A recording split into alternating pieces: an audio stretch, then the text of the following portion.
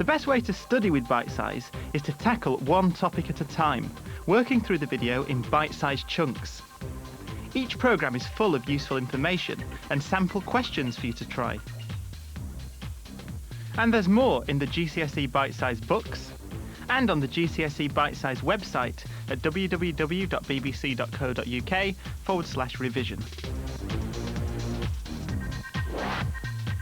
This higher tier programme is divided between the 3 science topics: biology, chemistry and physics. You can use the timings on the menu and the clock in the corner to get straight to the subject you want to study. First, higher tier biology. Higher tier biology is in 6 parts. There's more about cell activity, human respiration, homeostasis in humans, and plant nutrition. There's a section on variation, inheritance and evolution, and more about living things in their environment. First, cell activity.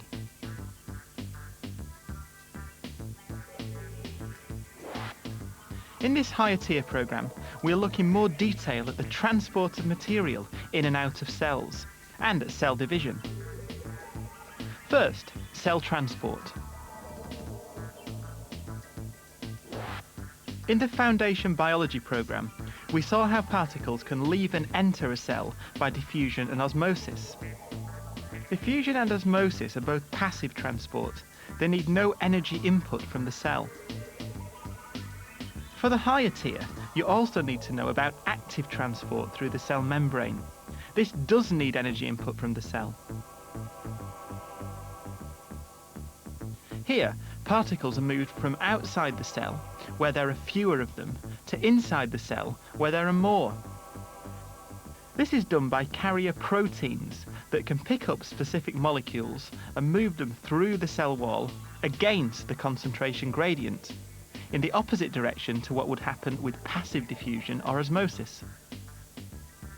This process requires the input of energy from the cell, which is supplied by respiration.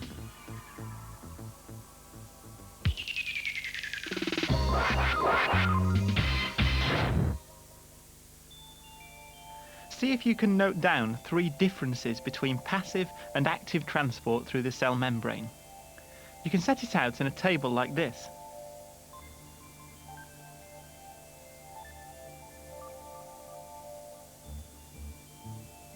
You might have something like this. In passive transport, the movement of particles is random, while in active transport, the movement of particles is selective. In passive transport, the movement is down the concentration gradient, while in active transport, it's against the concentration gradient. Passive transport does not need energy from the cell, while active transport does need energy input from the cell.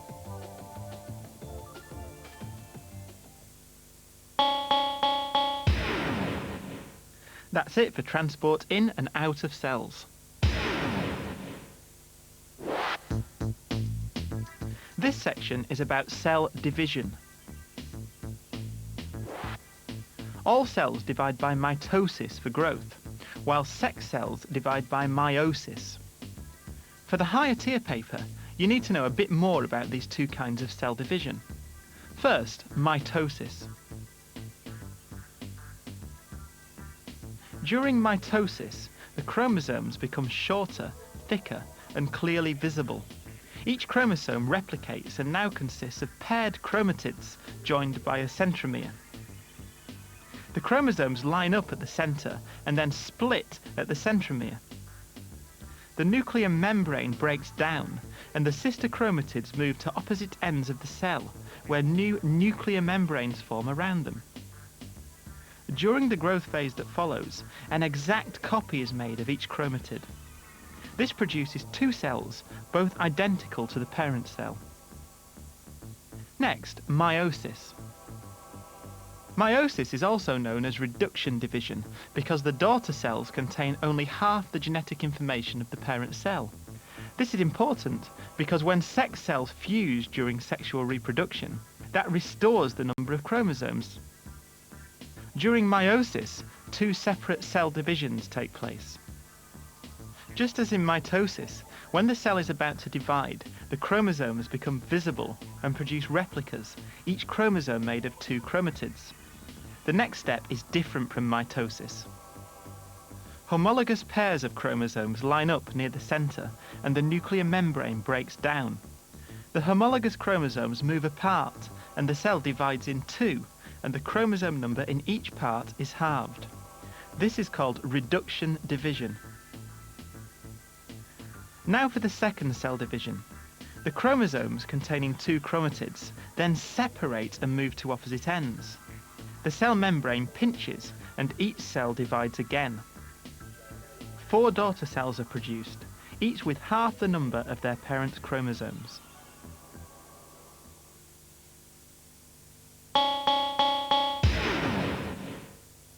That's the end of the higher tier section on cell activity.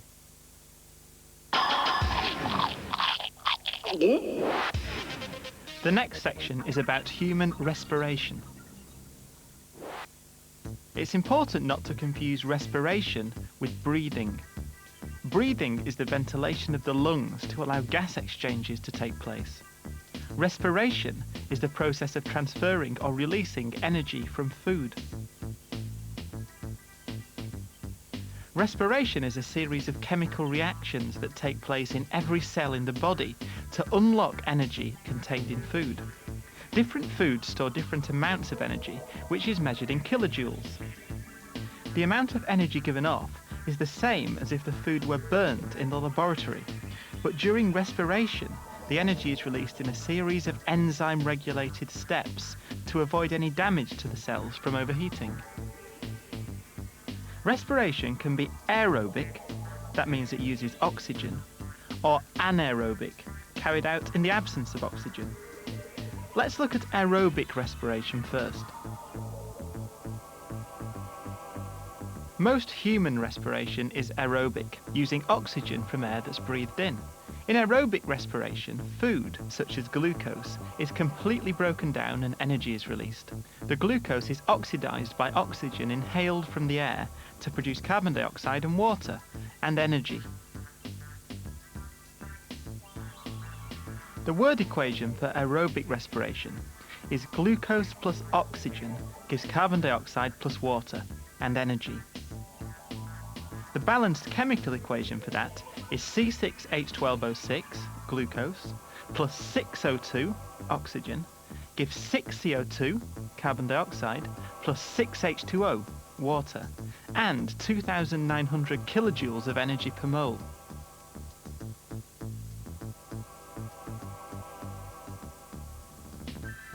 Now, anaerobic respiration. Anaerobic respiration is the release of energy without using oxygen. Much less energy is released this way, making it a less efficient process. Fermentation is an example of anaerobic respiration. During fermentation, glucose is broken down, in the absence of oxygen, into alcohol and carbon dioxide, with the release of a little energy. The word equation for this anaerobic fermentation is glucose from food with no oxygen gives carbon dioxide plus ethanol and a little energy. The balanced chemical equation is C6H12O6 gives 2CO2 plus 2C2H5OH and only 84 kilojoules of energy per mole. When human cells run out of oxygen, they change from aerobic to anaerobic respiration. This can be caused by vigorous exercise, which can create an oxygen debt. This is how it works. Oxygen is supplied by the lungs and carried to all cells. Harder exercise uses up energy faster, so faster and deeper breathing is needed to get more oxygen into the blood. This makes the heart beat faster to take this oxygen to the muscles. The mitochondria cells in the muscles combine oxygen with glucose faster to provide more energy. Eventually, a limit is reached when the heart and lungs cannot supply oxygen to the muscles any faster. How did the muscles then get the extra energy they need? Muscle cells try to get extra energy by respiring anaerobically, without oxygen. But then the glucose is not fully oxidized, but broken down to produce lactic acid and a smaller amount of energy. That C6H12O6, the glucose, gives 2 C3H6O3 lactic acid and 120 kilojoules of energy. That lactic acid can cause a problem.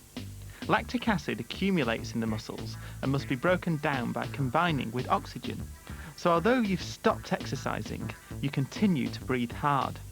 This breathing takes in more oxygen to break down the lactic acid. Anaerobic respiration builds up an oxygen debt to get the extra energy needed. Breaking down the lactic acid repays the debt. The breathing rate will only come down to normal once all the lactic acid in the muscles has been broken down. That's why people still pant for breath long after they've stopped exercising, is to pay back the oxygen debt.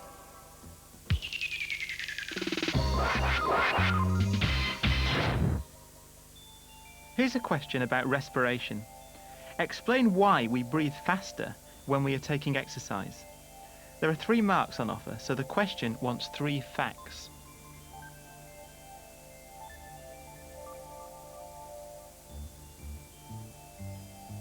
The simple answer to why we breathe faster when we're taking exercise is that we need more oxygen. But that's only 1 fact, so that answer would only get 1 mark. Our muscles need more oxygen and produce more carbon dioxide. That's 2 facts, so that would get 2 marks. A full answer would be, when we take exercise, our muscles need more energy, so tissue respiration has to go faster. Our muscles need more oxygen and produce more carbon dioxide when they respire. That would get 3 marks.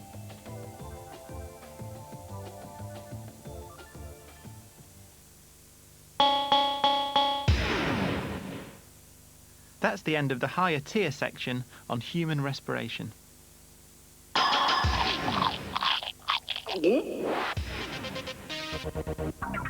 The next section is about homeostasis in humans. In the foundation programme, we established that homeostasis means keeping our body's functions in a steady state so everything works properly. For the higher paper, you should be able to explain more about how the kidneys filter the blood and regulate the water content. While you're watching the next clip, note down how the kidney works. This is the aorta, which is the main blood vessel in the body. It sends out arteries to each kidney. Once it reaches the kidney, it begins to divide and subdivide until you've got many, many, many small vessels, each one of those leading to a glomerulus, which is the filtering unit of the kidney. Urine is produced. It's then concentrated down microscopic tubules until it gets to that part there, the yellow part, and then the urine passes down the ureter. So the kidney acts as a special filter. Pressure filtration takes place in the glomerulus, a coiled up ball of capillaries. The filtrate contains waste substances as well as some useful substances. Any useful substances are reabsorbed as the filtrate passes down the tubules. Only urine is passed out, which contains urea and toxic substances mixed in with some water. But what controls the kidney? The operation of the kidney is controlled by a part of the brain called the hypothalamus. This is how it does it. The hypothalamus detects how much water is in the blood. If there's too little, it sends a chemical message through the blood to the kidneys, telling them to cut down on urine production. This will keep the water in the body and make the blood less concentrated. A drink will bring the water level back to normal and the kidneys can start making urine once again. Chemical messages in the body are called hormones. The one controlling the kidneys is called antidiuretic hormone because it stops the kidneys making urine. If you're out in the middle of the desert and dried out, you're going to be sending out, your brain is going to be sensing that you are very, very dried out, that your bloodstream is concentrated, and that it has to react by sending out a lot of antidiuretic hormones saying, don't pass any more urine or we're in trouble. Another day, you may be drinking a lot of fluid and the brain says, okay, kidney, pass plenty of water. And it says that not by sending a nervous message, but by sending a hormone into the bloodstream, and then the kidney senses that and reacts. So it's the antidiuretic hormone, or ADH, produced by the hypothalamus, which stops your kidney producing urine. That's it for the higher tier humans as organisms.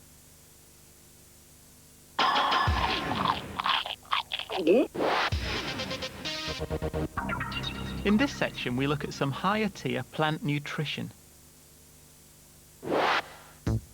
In the Foundation Biology programme, we covered the basics of photosynthesis in plants. Remember, the word equation for photosynthesis is carbon dioxide and water give glucose and oxygen in the presence of sunlight and chlorophyll, with sunlight providing the energy and chlorophyll the catalyst for the reaction. For the higher paper, you should also know the balanced chemical equation for photosynthesis. That's 6 CO2, carbon dioxide, plus 6 H2O, water, gives C6H12O6, glucose, plus 6 O2, oxygen.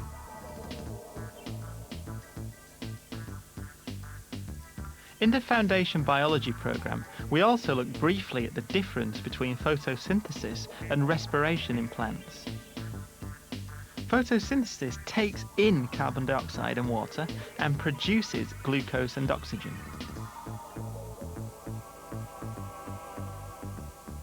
Respiration starts with glucose and oxygen and produces carbon dioxide and water, releasing energy.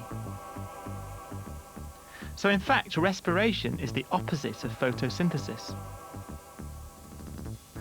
For higher tier science, you also need to know about the net production of oxygen and carbon dioxide by plants. A plant carrying out photosynthesis produces oxygen and uses carbon dioxide. When it's respiring, it produces carbon dioxide and uses oxygen. When both processes happen together, some of the oxygen produced by photosynthesis can be used by the cells for respiration. And some of the carbon dioxide produced by respiration can be used by the cells for photosynthesis. The net production of oxygen is the extra oxygen made during photosynthesis that is not used up during respiration. The net production of carbon dioxide is the extra carbon dioxide made during respiration that is not used up by photosynthesis.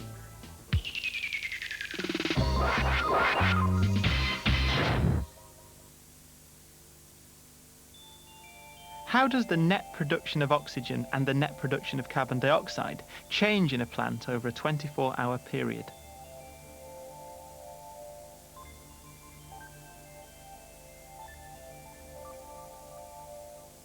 Your answer should go something like this. The net production of oxygen is highest in the afternoon, when the sun is brightest, and photosynthesis is happening more rapidly than respiration. The net production of carbon dioxide is highest at night, when the light has gone and the rate of photosynthesis falls. When photosynthesis stops, the cells do not use up the carbon dioxide produced during respiration.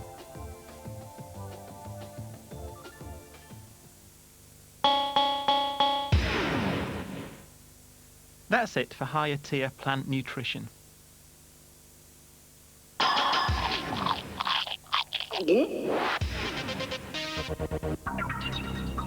This is the higher tier section on variation, inheritance and evolution. For the higher tier, you need to know a bit more about variation and inheritance in plants and animals. First, variation. Variation within a species can be caused by environmental or genetic factors. Environmental factors determine how an organism grows and develops, particularly in the case of asexual reproduction, which otherwise produces identical offspring. Genetic variation occurs through sexual reproduction because genes are inherited from different parents. Mutation is another cause of variation. A mutation is a random mistake in the copying of chromosomes during cell division. They mostly occur naturally through ionizing radiation, and some chemicals may increase the occurrence of mutations. Mutations are of two types: gene mutations and chromosome mutations. The next clip explains gene mutations.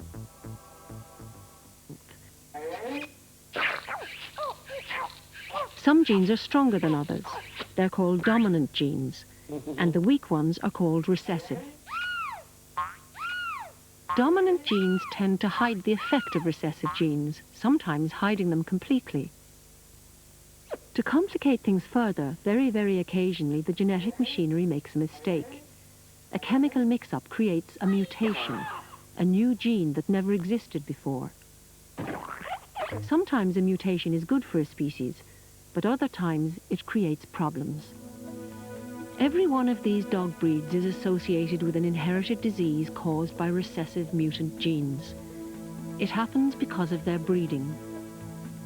In nature, all kinds of dogs would mate with each other, so it's unlikely that two parents mating would both pass on the same recessive gene to a puppy. But to keep pedigree breeds pure, only a small number of dogs are mated together. Inbreeding is the result. Pedigree dogs might look attractive, but they're much more likely to inherit recessive genes that can lead to crippling disease. Small mutations, where a gene is slightly altered, contribute to variations between generations and can lead to changes in characteristics that can be damaging or beneficial. Gene mutations are usually recessive, so their effect is often hidden by dominant genes, whilst in chromosome mutations, a major change occurs which can affect part of or a whole chromosome. Down syndrome is caused by the presence of an extra chromosome. Next, more about inheritance. Before we start, here are some of the key terms you need to be sure of. Chromosomes are long, complex chains of DNA within the nucleus of each cell. Genes are short chunks of chromosomal DNA which are responsible for particular characteristics. Gametes are male or female sex cells, such as a sperm, pollen or egg cell. Alleles are different forms of the same gene for a characteristic.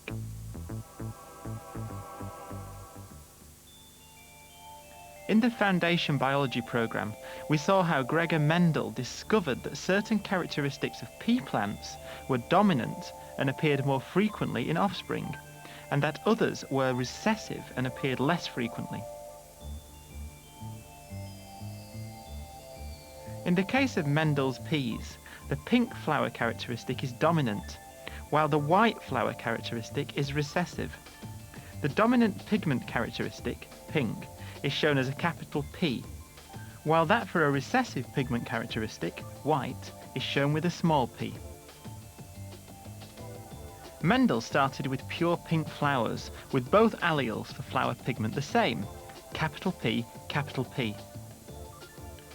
A white flowered plant must have two small p alleles for the recessive characteristic to show. The diagram shows that when these two varieties are crossed with each other, every possible combination of alleles in this first generation contains one capital P allele. Because capital P is dominant, all the offspring will produce pink flowers, even though they carry the recessive small p genes as well. They're known as first-generation hybrids. When two of these hybrids, both with the capital P small p genes, are crossed with each other, 3 of the 4 possible combinations still contain the dominant capital P allele. Only 1 in 4 offspring contains 2 recessive small p alleles, which means only that flower will come out white. Dominant and recessive characteristics always occur in this 3-to-1 ratio when hybrids are crossed.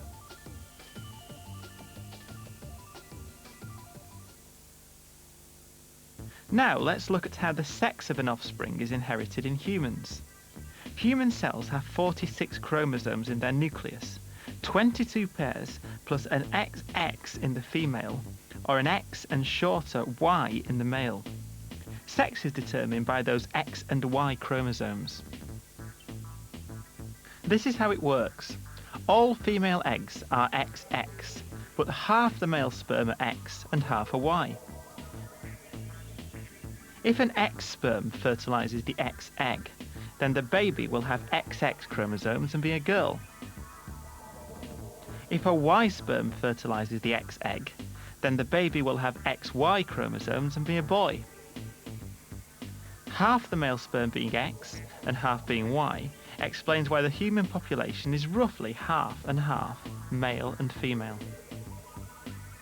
X and Y chromosomes carry other genes on them, besides those determining sex, which cause other characteristics to be inherited.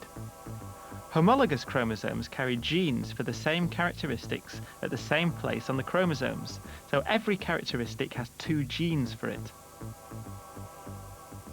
However, because the Y chromosome is smaller, X and Y chromosomes do not carry all the same genes. So men have only one of the genes carried on the X chromosomes, but women have both. For example, one of the genes carried on the X chromosome is for blood clotting. The dominant gene, capital H, clots blood, while the recessive gene, small h, causes haemophilia. Men carry only one allele for blood clotting, because the Y chromosome is shorter and is missing this gene. So if men inherit the recessive gene, small h, it will be expressed as haemophilia, because there isn't another dominant gene, capital H, to override it. Sons born to women who carry the recessive small h gene have a 50-50 chance of developing the disease. As well as carrying the characteristics we inherit from our parents, genes can pass on any inherited diseases that may run in the family. Some inherited diseases are caused by faulty genes. Some inherited diseases are sex-linked. Huntington's chorea is a disease caused by a dominant gene. If either parent has the gene, there is a 50% chance that the offspring will inherit it. Cystic fibrosis is a disease caused by a recessive gene. It can be carried from generation to generation, masked by other dominant genes, but if 2 carriers mate, there is a 25% chance of the disease surfacing. Genes have complex structures, and for higher tier papers, you'll need to know something about DNA, the material from which genes are formed. DNA contains the instructions for making proteins. As you watch the next clip, note down how the genetic information is carried by DNA. Each cell contains a nucleus, which holds 23 pairs of chromosomes. All the information which is needed to make a human being is contained within these. They're made up of 2 strands of DNA twisted into this spiral shape. And along these spiral strands are found the genes, our own personal genetic codes. A DNA molecule is shaped like a double helix. A long strand of DNA contains many pairs of smaller molecules called bases. If you could unwind the double helix, the pairs of bases would be arranged like the rungs of a ladder. There are 4 different bases called C, G, A, and T for short. These are the 4 letters of the genetic alphabet, and they can be arranged in any order. You can think of this arrangement as a genetic code containing all the instructions for making a living organism. There might be billions of letters. Genes are made of deoxyribonucleic acid, hence DNA. DNA molecules are very large polymers and are coiled up into the shape of a double helix. The smaller monomers that make up the DNA polymer are called nucleotides. Each nucleotide is made up of a phosphate group, a deoxyribose sugar, and a nitrogenous base. The phosphate and sugar units alternate to make up the 2 sides of the DNA ladder. The bases are either adenine, thymine, cytosine, and guanine, referred to as A, T, C, and G. Each of these bases is a different size and shape, so A will only fit next to T, and C will only fit next to G. A and T and C and G are called complementary bases because they always pair together. These pairs of bases make up the rungs of the DNA ladder. So the final DNA structure looks something like this, the famous double helix shape. The sequence of bases in the DNA provides the code that determines what kind of cell is produced. This is how it works. Cells are made from different protein which are made up from different combinations of amino acids. The code for a particular amino acid is a triplet of 3 bases, such as GGC or TCC. Each amino acid has a different code. For example, GGC is the code for the amino acid glycine, wherever it occurs in all living things. And AAT is the code for leucine, whether it's in humans, sunflowers or bacteria. It's the sequence of triplets in the DNA that determines the sequence of amino acids in a protein. In recent years, there's been a massive leap forward in our understanding of genetics. Cloning is the process of making identical copies of an individual. Genetic engineering is artificially changing the genes in the DNA to create specific proteins and therefore specific characteristics. Both these techniques raise ethical issues. First, what are the advantages and disadvantages of cloning? Some advantages of cloning are that it creates duplicate animals or plants with advantageous characteristics, such as high yields. Some disadvantages of cloning are lack of hybrid vigour, because exact copies of organisms means any weakness remains unchanged. It's important to remember that, at the moment, even if it were possible, attempting to clone duplicate human beings is illegal. Next, what is genetic engineering? The next clip explains. In the same way that I can cut recording tape and then join it together to insert a particular piece of music I want, geneticists are developing ways of isolating a specific gene and inserting it into the genetic material of another organism. This is genetic engineering. Christine, what has this gorgeous chick in common with genetic engineering? Well, we're developing a way of putting new genes into chickens, genes that they wouldn't normally have. And in the future, it may be possible to put human genes into chickens. Why do you do this? Well, if we put a human gene into a chicken, it will make a human protein. And some human proteins can be used as drugs to treat illnesses. The new gene is injected into the minute dark patch on the yolk when the embryo is just a single cell. In the laboratory, they're able to do this long before the egg would normally have been laid. After the egg is injected, it's incubated. And if the experiment succeeds, then as the cells divide and the embryo grows, all the cells in the developing chick will contain the one new gene, as well as the thousands and thousands of other genes that make a chicken. We have a cockerel that does have the new gene, and we've used him to breed a whole flock of birds that all contain the new gene. Why is this useful to people? Well, if we have a flock of birds, the hens will hopefully lay down in their eggs human proteins that will be a cheap and convenient source of drugs to treat illnesses that haven't been able to be treated before. So, genetic engineering can create new characteristics helpful to humans, such as pest-resistant crops. On the other hand, people are concerned that we don't know what the long-term side effects might be of genetically modified organisms being at large in the world. Creating specific characteristics in animals and plants is not new. Selective breeding can happen naturally or artificially.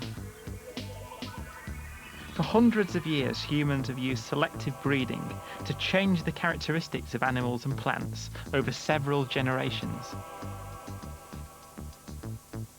In the natural world, only the fittest individuals survive to go on to breed. It's nature's way of ensuring that only the genes and characteristics of these fittest individuals get passed to the next generation.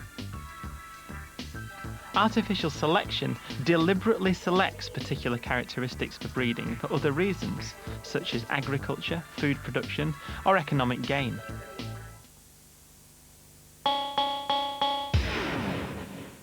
That's the end of the higher tier section on variation, inheritance, and evolution.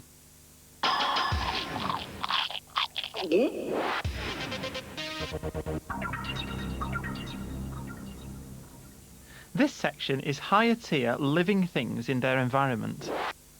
For the higher tier paper, you need to know about the nitrogen cycle. 78% of the air is nitrogen. Nitrogen is an essential nutrient for plants and humans. You need to know how it's absorbed from the air and passed on by living things. Remember, we can't take in nitrogen directly from the air.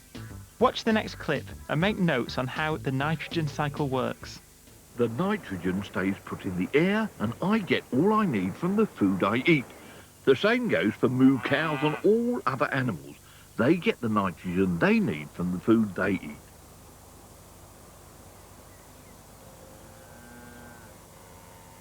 And in the cycle of things, it comes out here and in other places to enrich the soil with nitrate and ammonia. Lightning can and does fix a lot of nitrogen from the air, but as the nitrate is so soluble, it quickly gets washed away through the soil.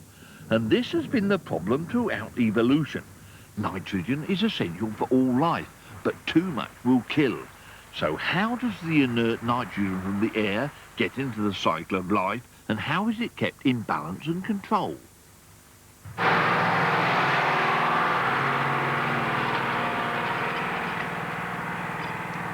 A handful of hidden wealth. Some call it dirt, people talk about soiling their hands, but that's one of those precious resources on the face of this earth, living soil, full of minerals, organic matter, and of course crawling with life, worms and insect mites and millipedes, and they're all doing a phenomenal job breaking down and cleaning up the soil and giving it structure. And there we can see the structure, little knobbly, crummy bits. And because they don't fit together, there are holes and channels and cavities. The perfect habitat for mega multi-billions of wonderful bacteria, the farmer's friends. Meet nitrous ammonas. Using nothing more than the energy of decay, he fixes nitrogen from the air and adds nitrate to the soil, free fertilizer. Meet Pseudomonas, which does the opposite, releasing nitrogen back into the air, and you could fit millions of them on the head of a pin. Elementary botany, pretty boring stuff, but there's one family of the flowering plants you should all know about and you should learn to respect, and that's this, the pea flower family. Now, that very, very distinctive flower with its wings and its keel. There's a flower like that on top of the plant. You can bet your bottom dollar that on the roots there are going to be dozens of these tiny nodules, inside which there are bacteria that have the ability to fix the nitrogen from the atmosphere and put it both into the plant and into the soil. Now, it's quite amazing that the whole success of the whole plant and animal kingdom all depends on those microorganisms. Perhaps it's because nitrogen is too poisonous that we leave it up to them to filter just enough into the living system. And here in the oasis, we can still see crop rotation going on. Cereals and cabbage taking the nitrogen out, and then a crop of legumes putting the nitrogen back in again. A checkerboard of success. Chemists had learnt the tricks of the nitrogen fixation trade. They'd learned to take nitrogen out of the air and turn it into ammonia, which is a compound of nitrogen. They then combined it with nitric acid to make nitrate fertilizer.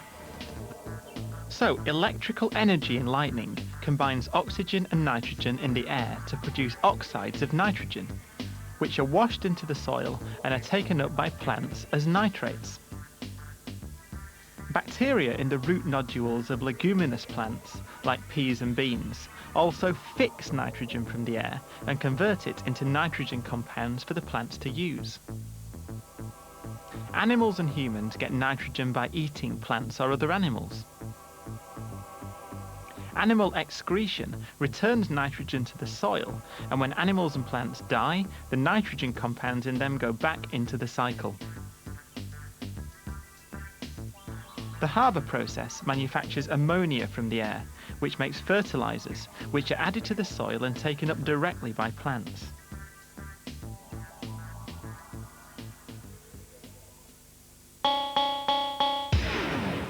That's the end of the biology section of this higher tier science program.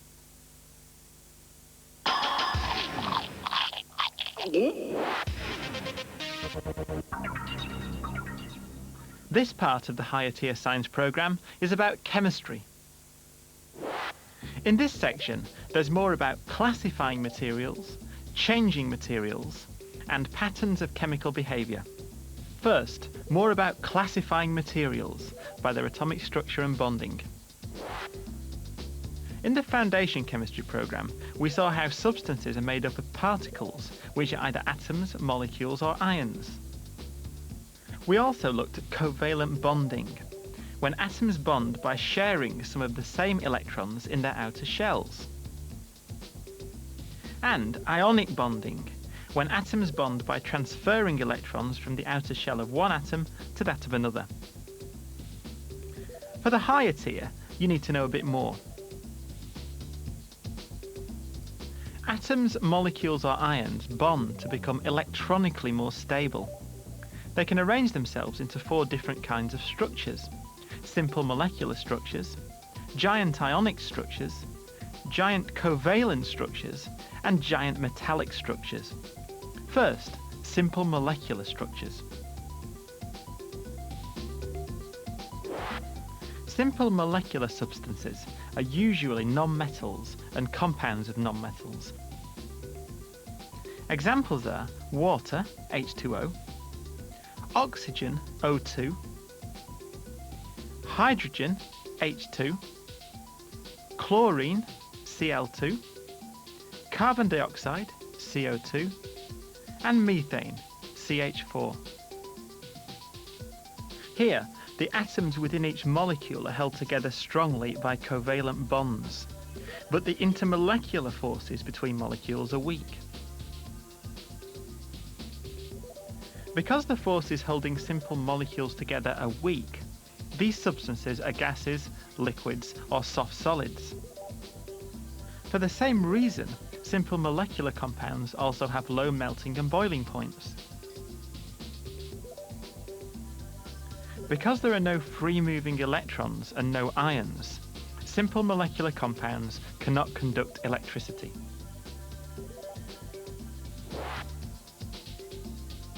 Next, giant ionic structures. Ionic compounds are formed when metals react with non-metals. An example of this is when sodium reacts with chlorine to produce sodium chloride. This is a chlorine atom squashed flat. With only 7 electrons in its outer shell, chlorine atoms are looking for one more electron to become stable. They're not fussy. They'll take it from any atom with an electron to spare.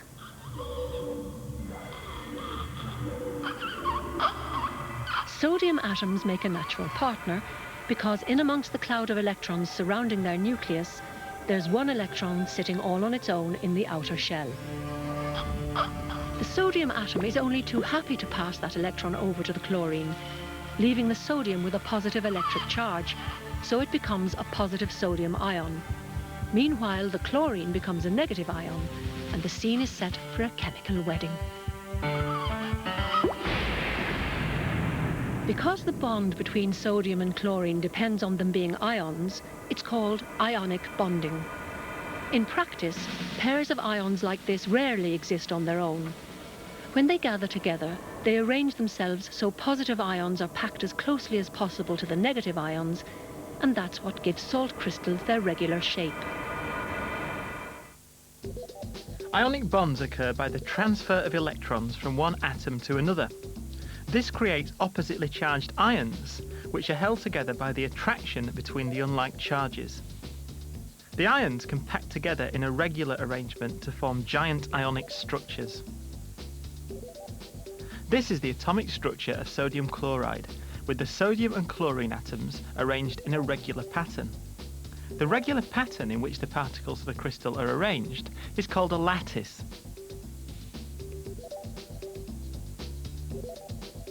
Ionic compounds are usually hard substances because ionic bonds hold the ions together very firmly. The strong attraction between the ions also gives ionic compounds a high melting and boiling point. Because the electrons are not free, solid ionic compounds do not conduct electricity. Next, giant covalent structures. In covalent structures, the atoms are joined together by very strong covalent bonds. Because of this, hundreds of thousands of atoms can join together to form very large molecules, or giant covalent structures.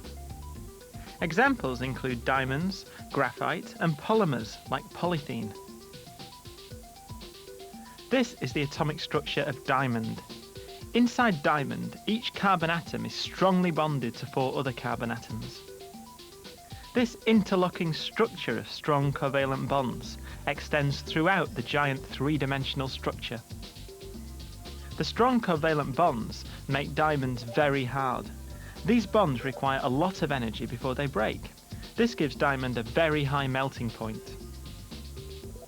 Diamond doesn't conduct electricity because all the outer shell electrons are held firmly by strong covalent bonds, so there are no free electrons to flow as current. Not all giant covalent structures are hard and rigid like diamond. Graphite is made of long chains of carbon atoms, arranged in layers that can slide over each other. Polymers are long chains of hydrocarbons, which can be arranged in different ways to give different properties.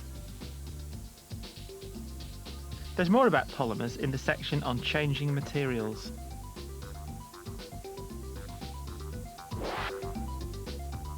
Next, giant metallic structures. Atoms in a metal are in closely packed layers. Each atom is in contact with 6 other atoms in its own layer, another 3 atoms in the layer above, and another 3 in the layer below, making a total of 12. This gives metals their strength, their high density, and high melting points. Metals are also ductile, flexible, and malleable. They can be stretched, bent, and worked. When we stretch the piece of copper wire, you might think that we pulled the atoms farther apart. But actually, this isn't what happens. In a crystal, a metal crystal, the atoms are in layers. And when we actually stretch a crystal, we slide one layer of atoms over another, like that. The layers of atoms slide like playing cards in a pack. The way a ductile material behaves can be shown using soap bubbles. Imagine each bubble is an atom. The darting black lines show where the layers are sliding past each other. There's nothing to stop them.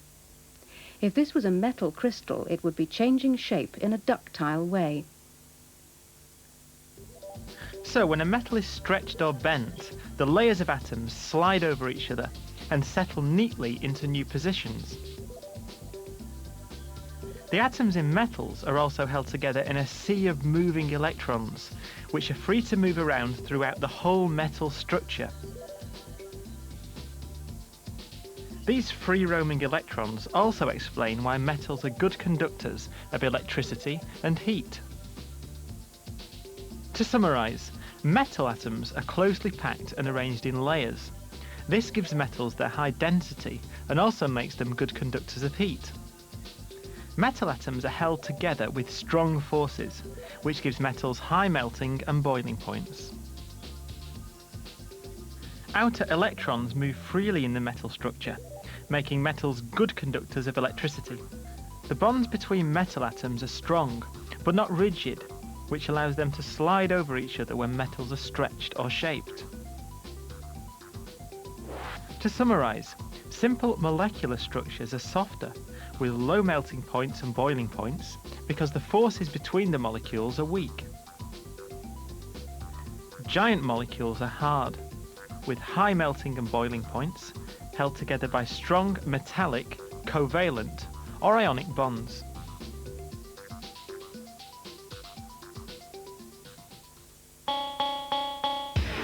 That's the end of the higher tier section on classifying materials.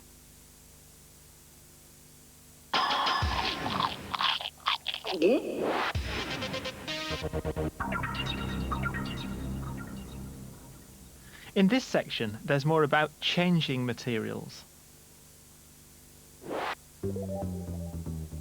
In this section, we'll look in more detail at useful products from organic sources, and then look at quantitative chemistry.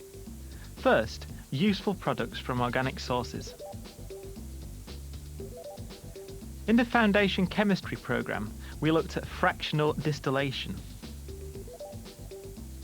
This process separates crude oil into different hydrocarbons, fractions, according to the different numbers of carbon atoms they have.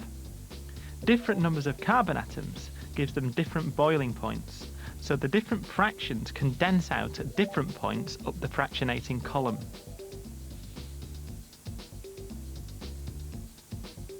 Cracking is another important industrial process used in the production of plastics. This clip explains what happens. A mixture of alkanes from the refinery is fed into the furnaces behind me. In there, it's heated to very high temperatures, which cause the molecules to break into smaller molecules known as alkenes. This process is known as cracking. The carbon atoms in alkanes are linked by single chemical bonds. Cracking produces alkenes, which contain a double bond. So cracking uses heat to split large molecule hydrocarbons into smaller molecules. This produces different substances. Cracking is used to change alkanes with single bonds into alkenes with double bonds. Double-bonded alkenes are more reactive than single-bonded alkanes because the double bond between carbon atoms is less stable. It's then more easy to open up the double bonds and produce other hydrocarbons.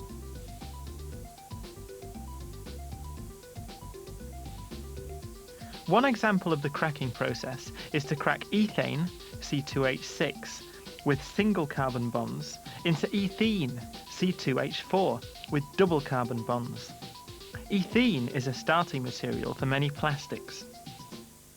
Another process called polymerization creates some useful hydrocarbons from those double-bonded alkenes. As you watch the next clip, make a note of the different products made and their different properties. This is ethene. It has two carbon atoms attached by a double bond. Each of the carbon atoms has two hydrogens attached. The double bond allows us to join lots of these molecules together to make polyethene or polythene. Polythene is produced from ethene by polymerization. Ethene is a gas, and a strong vessel is needed to contain it, since the process takes place at very high temperature and pressure. Even under these conditions, polymerization won't go by itself, so a catalyst has to be added. Large amounts of ethene gas are pumped in along a pipe to create a high pressure. The more ethene molecules there are to collide with each other, the faster the polymerization will happen. Once their double bonds are broken, the ethene molecules can link together using single bonds, and ethene gas becomes solid polythene, one of the most widely used polymers.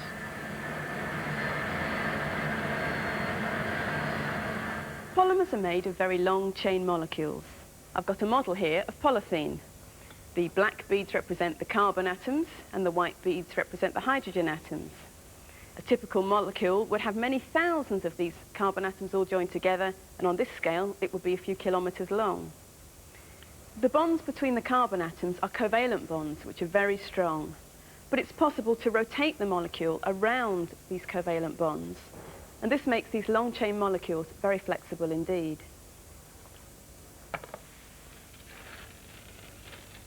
These beads are a much better model of what a polymer chain is like when it's warm and flexible.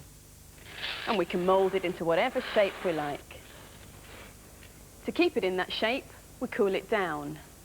And this does two things to the molecules. Firstly, it can stop them rotating around the covalent bonds, and this locks the polymer chain in shape, therefore it can't move.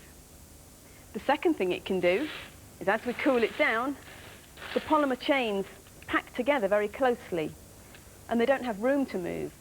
Therefore, again, they're locked in shape. If we heat this polymer up again, it will become flexible again. And polymers that can be processed like this are called thermoplastic. There are many different thermoplastics with different properties, but they can all be moulded in this way, and that's what makes them so useful and so widespread. This is polythene, our basic raw material. When we heat this, it becomes soft and mouldable. From these little beads we can make any shape we want. Today this machine is set up to make wheel bins. We take the heated polythene, heat it up to 240 degrees Celsius and push that into the mould. Once the mould is full, we need to cool it down to below 80 degrees C. That then retains the shape. That's the wheel bin made. In a thermoset, the polymer molecules become bonded to each other to form a network that is not flexible. If we reheat a thermoset, these bonds won't break, so we cannot remould a thermoset, unlike a thermoplastic. So polymerization joins several single molecules, monomers, into long strings of molecules called polymers. So the monomer, ethene, produces the polymer, polyethene, polythene. The long strings of molecules create materials, like polythene, that are flexible and can be easily moulded. Thermoplastic polymers can be heated and moulded several times. Thermoset polymers can only be heated and moulded once.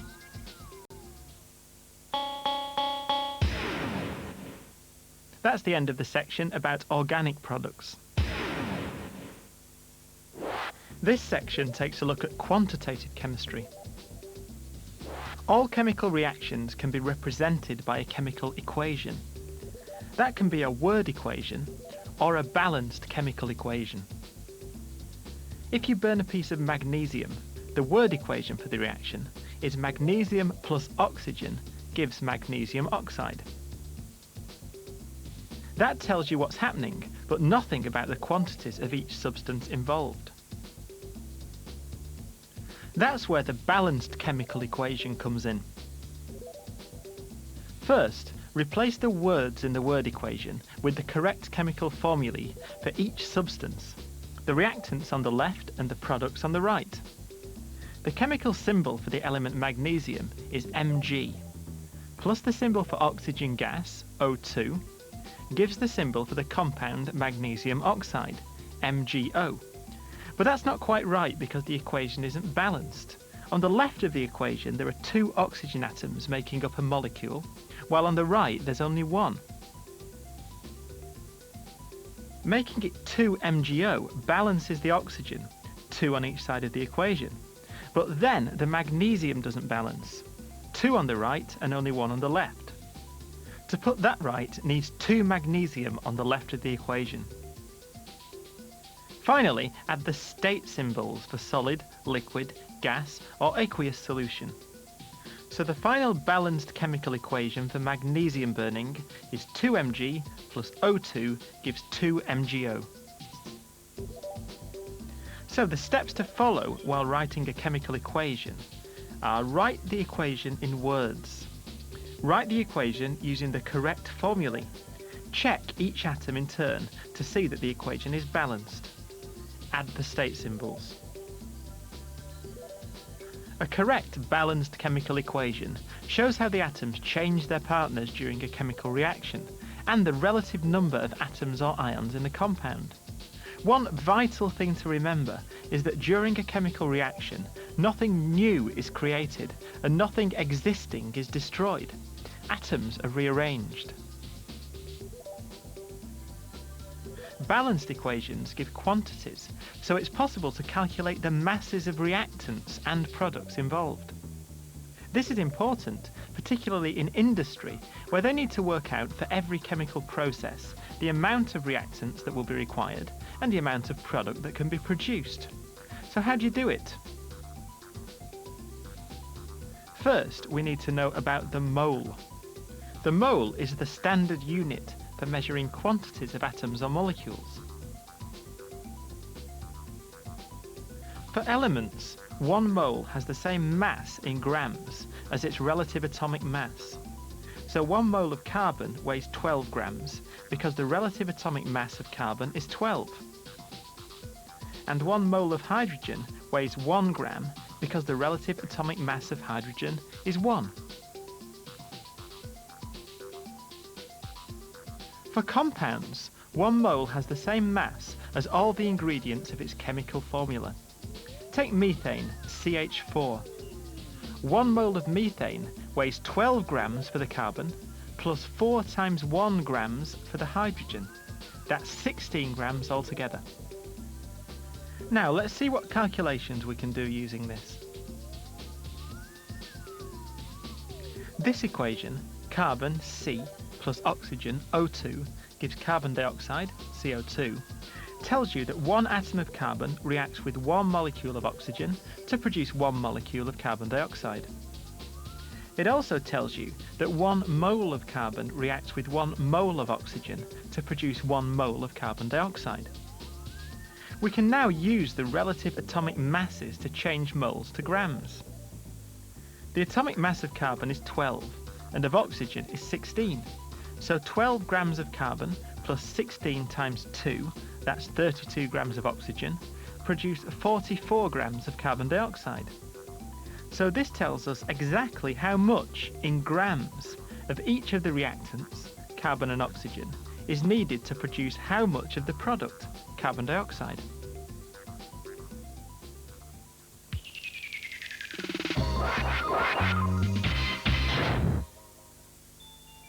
Here's a sample question. How much lime, calcium oxide, CaO, can be produced by heating 100 grams of limestone, CaCO3?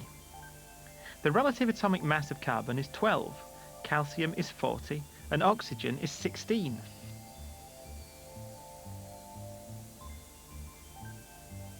First, we need to work out the balanced chemical equation for this reaction, and it's calcium carbonate, CaCO3, gives calcium oxide, CaO, plus carbon dioxide, CO2. But we know that 1 mole of limestone gives 1 mole of calcium oxide. Converting to grams by using the atomic masses, the limestone on one side weighs 40 grams for the calcium, plus 12 grams for the carbon, plus 16 times 3 grams for the oxygen. The lime on the other side weighs 40 grams for the calcium and 16 grams for the oxygen. So 100 grams of limestone produces 56 grams of lime. That's the end of the section on changing materials.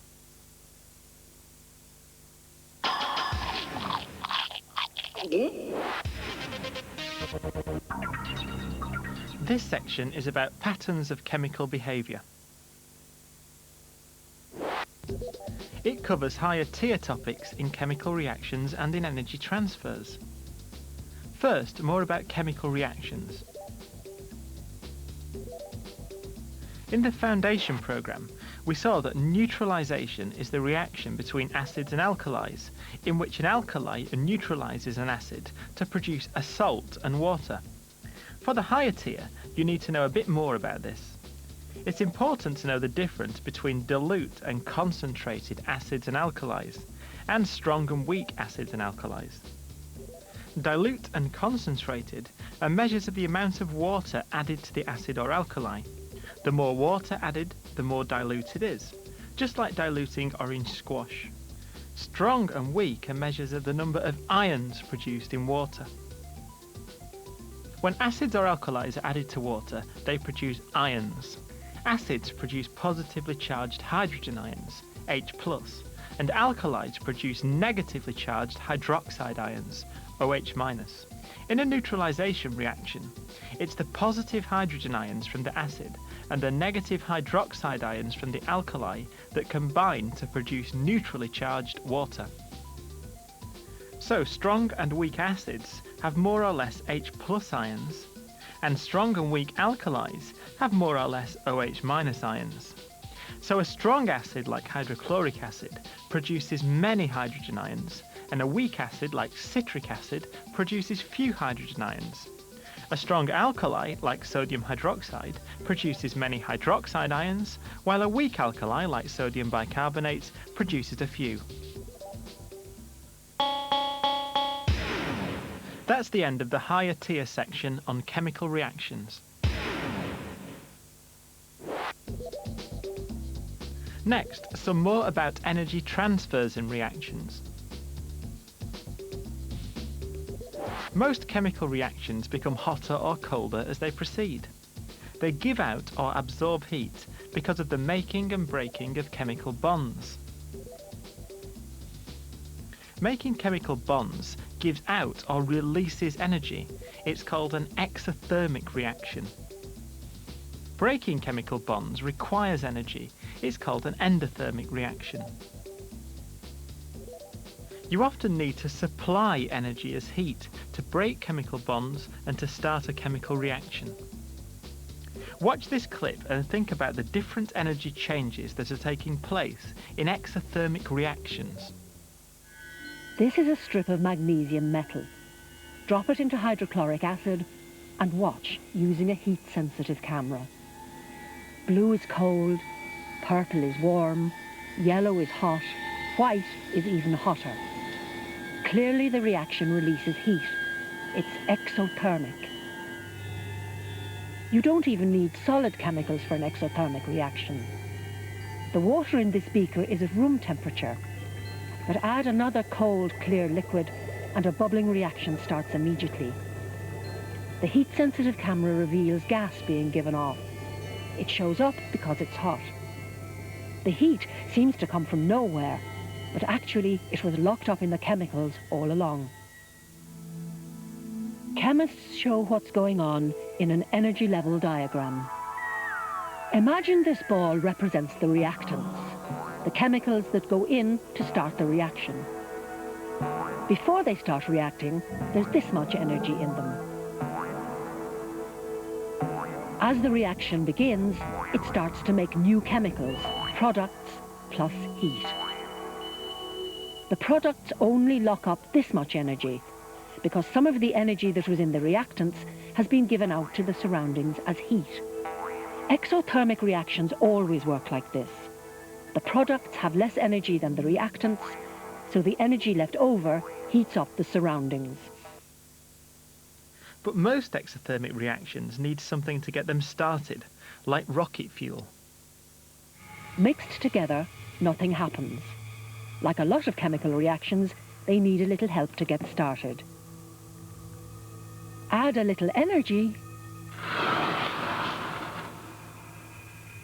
Rocket fuel needs a bit of heat energy to light the fire of the big reaction. Again, an energy level diagram shows what's going on. Overall, this is an exothermic reaction. So the reactants have more energy than the products. But this time, before the reaction can start, there's a barrier to overcome. It needs a little extra energy from outside to kick the reactants over the top of the energy barrier before the reaction will go. The amount of energy it takes to get going is called the activation energy. Provide that, and the reaction makes it over the barrier and products can start forming. Once it starts, there's no going back. So, in an exothermic reaction, more energy is released by the reactants than is needed to chemically bond the products.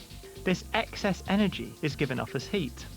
Some heat input is often needed to introduce activation energy to start off the exothermic reaction. Once the reaction starts, heat from the reaction itself then provides the energy to keep the reaction going. But what's going on inside the actual atoms? Let's look at the exothermic reaction when natural gas burns in air. Natural gas is methane. It's made from one carbon atom bonded to 4 hydrogen atoms. The bonds are forces that attract the atoms to each other. They don't want to let go, but when the heat comes on, things start to change. Heat provides energy to break the bonds, not just in the methane, but in the air around it too. Eventually, the methane molecule does split apart. Meanwhile, oxygen molecules in the air are also split apart by heat. Once that's done, the atoms are free to form new bonds. Forming new bonds makes the reaction products, water and carbon dioxide. But those molecules don't need all the energy that their individual atoms had when they were free. So making bonds releases energy. If making the bonds in the products releases more energy than it took to break the bonds in the reactants, the spare energy comes out as heat. Overall, the reaction is exothermic. An endothermic reaction is the opposite of an exothermic reaction. It absorbs heat, like an instant ice pack. Inside the pack are dry ammonium nitrate crystals and a small bag of water. Break the bag open and the reaction starts.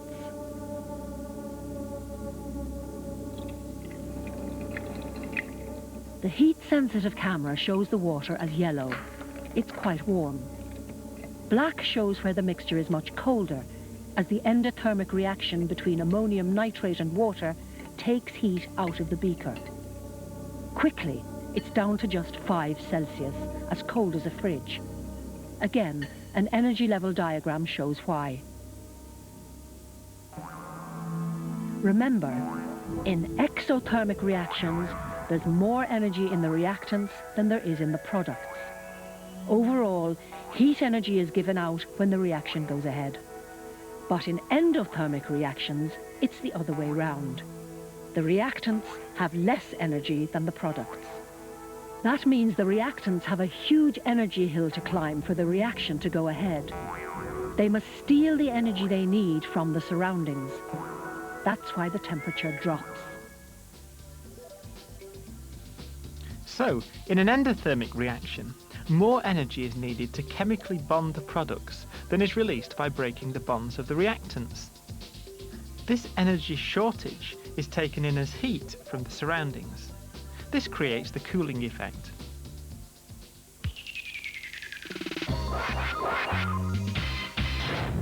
Here's a higher tier question about energy transfers in reactions. Methane burns in oxygen to form carbon dioxide and water. The energy needed to make or break the various bonds is listed. How much energy is needed to break a mole of methane into atoms?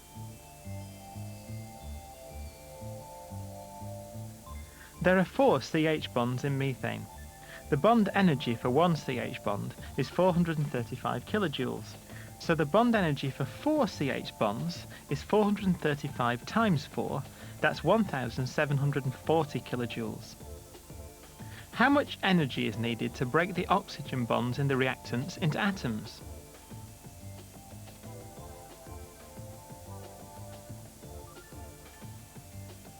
There are 2 moles of oxygen molecules. The bond energy for one OO double bond is 498 kilojoules. So multiply this by 2 to give the correct answer, 996 kilojoules. What energy is needed to break all the bonds in the reactants, methane and oxygen?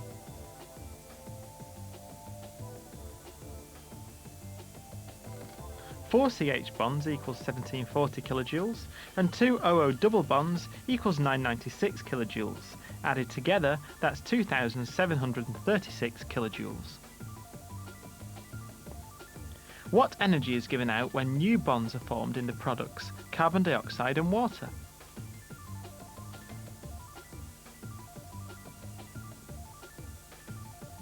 Two oxygen-carbon double bonds are 805 times 2 equals 1610 kilojoules, and 4 OH bonds are 464 times 4 equals 1856 kilojoules. Added together, that's 3,466 kilojoules. How much energy is absorbed or released when the reaction occurs? In this reaction, more energy is released in making the bonds in the products, 3,466 kilojoules, than is used to break the bonds in the reactants, 2,736 kilojoules. So the reaction is exothermic. It gives out heat. The amount of excess energy released for each mole of reactants is 3466 minus 2736 equals 730 kilojoules.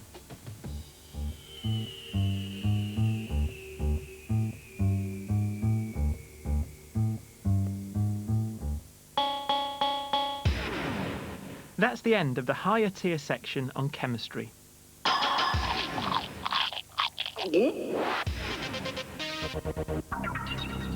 This is the physics section of the higher tier science programme.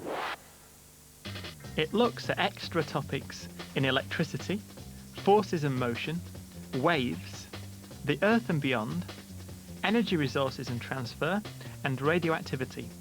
First, electricity.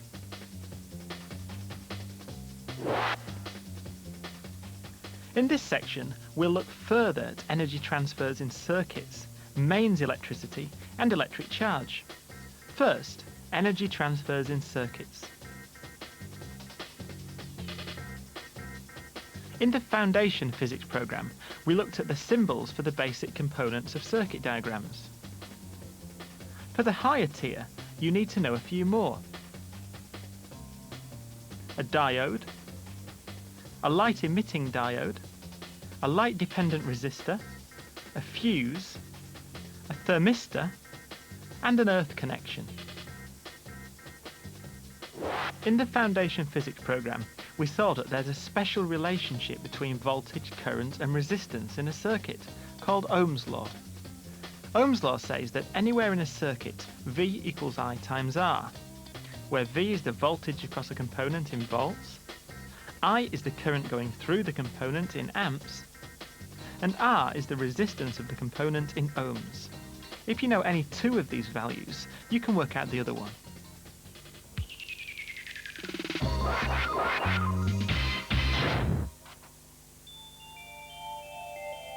Here's a sample question that uses Ohm's law. A bicycle has different size bulbs for the front and rear lights, using the same battery. If the filament in the front lamp has a resistance of 3.4 ohms, and it takes a current of 0.7 amps, what voltage does it work at? The rear lamp works at 0.5 amps. What is its resistance? Now, we're told that the current through the front bulb is 0.7 amps, and that the resistance is 3.4 ohms. From Ohm's law, we know that the voltage V equals I times R, the current times the resistance. So V equals 0.7 amps times 3.4 ohms. That's 2.38 volts. So the battery is supplying 2.38 volts to the front bulb. Now for the second part of the question. We're told that the current through the rear bulb is 0.5 amps, and we've just worked out that the voltage both lamps are using is 2.38 volts. We can work out the resistance using Ohm's law again. We know that the resistance R equals the voltage V divided by the current I. That's 2.38 divided by 0.5 equals 4.76 ohms. Some components do not obey Ohm's law. They're called non-ohmic conductors. A bulb filament is a non-ohmic conductor. As the voltage across a bulb filament increases, it gets hotter and its resistance increases. A current voltage graph for a bulb filament curves downwards as the voltage increases. That's because the resistance is increasing and reducing the rate of increase of the current. A thermistor is another non-ohmic conductor. Thermistors are made of ceramic semiconductor material, not metal. Unlike a normal resistor, the resistance of a thermistor is lower at higher temperatures. Thermistors are used to measure and control temperature, for example in a thermostat. A light-dependent resistor, or LDR, behaves in a similar way. If the intensity of light shining on an LDR increases, the resistance falls, and if the intensity decreases, the resistance increases. LDRs are used to switch circuits on and off automatically as the ambient light level changes, like in streetlights. A diode is made from semiconducting material that allows current to flow through it in one direction only. Its resistance in one direction is very low, and in the other direction it's very high. Diodes are used in many electronic circuits. The current voltage graph for a diode shows that current flows for positive voltages, but no current flows for negative voltages.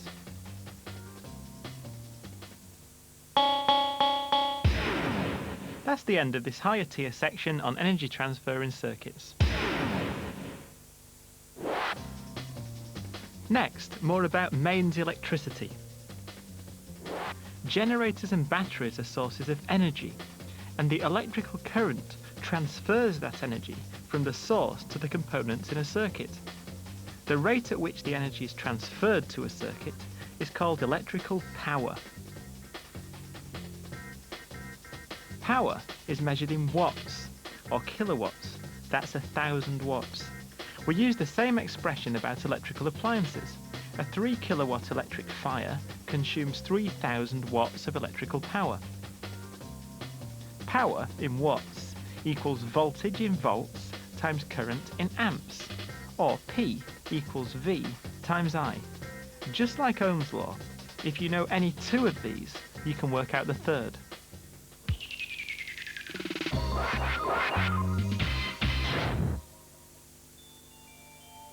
What is the most power a fused 13 amp plug can carry safely?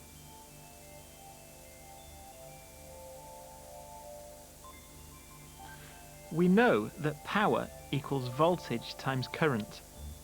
In this case, mains voltage is 240 volts, times the 13 amp limit of the plug. That's 240 times 13 equals 3,120 watts. So the safe limit of a 13 amp plug is just over 3 kilowatts, enough for an electric fire. Here's another useful formula. We said that power is the rate at which the electrical energy is transferred to a circuit. That means power equals energy divided by time. Put another way, energy equals power multiplied by the time in seconds. That's E equals P times T. The unit of energy is joules.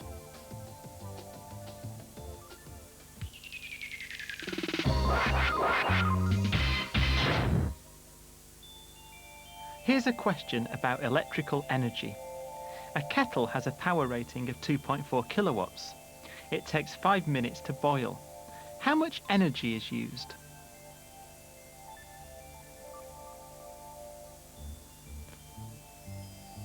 The question is asking how much energy the kettle uses. Now we know that energy in joules equals power in watts times time in seconds. We know that the power consumption of the kettle is 2.4 kilowatts and it's on for 5 minutes. If we put them in our formula, then energy E equals 2,400 watts times 5 minutes times 60 to give the time in seconds. That's 720,000 joules, or 720 kilojoules. Your home electricity meter measures the amount of electrical energy used, so they can work out your electricity bill. Because joules are so small, a more practical measure of electrical energy is kilowatt hours. That's the energy used by a 1 kilowatt appliance for 1 hour. So the energy formula becomes energy in kilowatt hours equals power in kilowatts times the time in hours. 1 kilowatt hour is the same as 1 unit of electricity we pay for.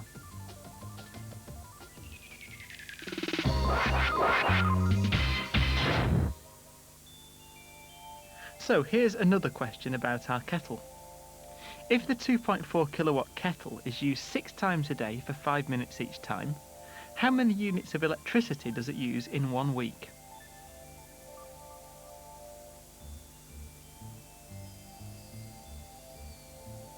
The question asks how many units of electricity the kettle uses. But we know that units of electricity are the same as kilowatt hours, which is a measure of electrical energy. That means we can use our energy formula. Energy in kilowatt hours equals power in kilowatts times the time in hours. So E equals 2.4 kilowatts times 6 times a day times 5 minutes divided by 60 to give the time in hours times 7 days in a week. That simplifies to 2.4 times 1/2 times 7. That's 1.2 times 7 equals 8.4 kilowatt hours, or 8.4 units of electricity.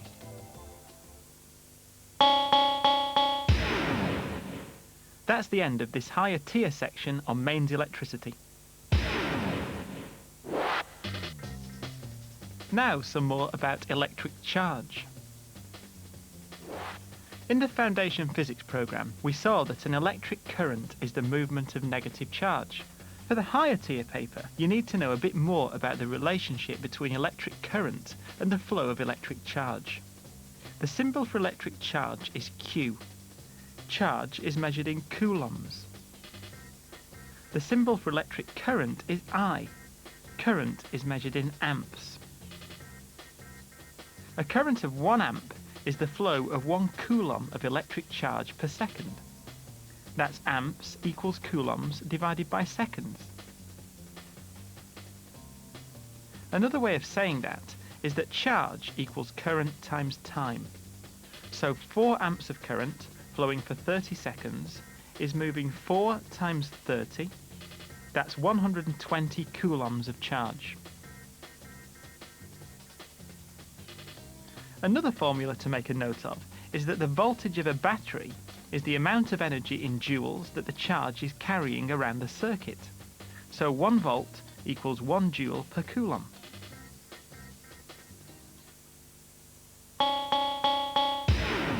That's the end of this higher tier section on electric charge.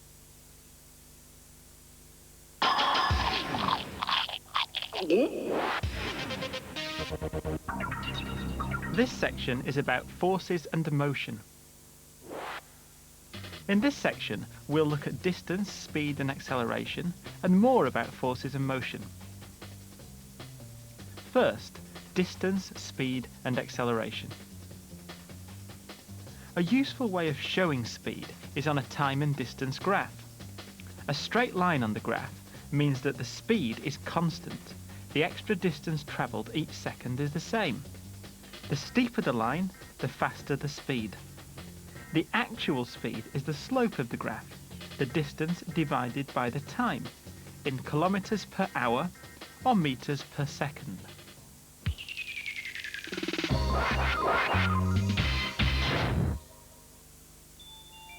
Here's a question about interpreting a time and distance graph of 2 cyclists, green and red. Describe the journey represented by the green line. What average speed was it travelling at? Describe the journey of the red cyclist.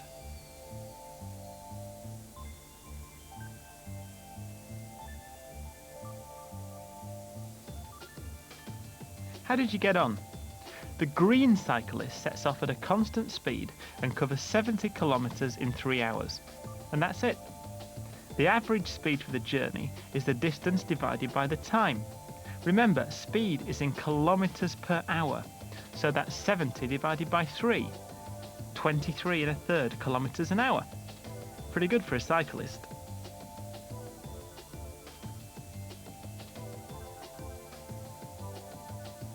The red cyclist sets off at a constant speed and travels 15 kilometers in 3 hours.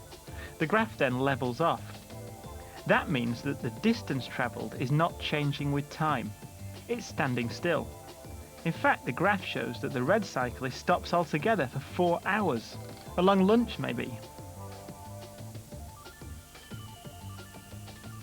The downward slope of the rest of the graph means that the red cyclist returns towards the starting point, travelling the 15 kilometers in 2.5 hours. If something doesn't travel at a constant speed but gets faster and faster, then its time-distance graph looks something like this. Accelerating is the word for getting faster and faster. Decelerating is the word for getting slower and slower. Acceleration and deceleration are the rates at which the speed is changing. There's another way of showing acceleration on a graph. That's a time and speed graph. What was a curved line on a time-distance graph now becomes a straight line on a time and speed graph. Here's a time and speed graph of part of a typical bus journey. The straight line from the start up to A means the speed of the bus is steadily increasing with time. It's accelerating at a constant rate. The steeper the graph, the greater the acceleration. The actual acceleration is the slope of the graph, the change of speed divided by the time. The horizontal line from A to B means that the speed of the bus is not changing over time. It's still travelling, but at a constant speed. A downward sloping line means the bus is slowing down. It's decelerating. The horizontal section from C to D is where the speed of the bus is not only not changing, but it's come to a stop. Then off it goes again.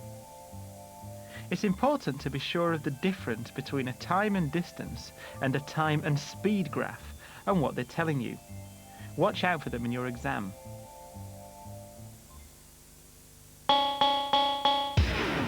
That's the end of the section about distance, speed and acceleration.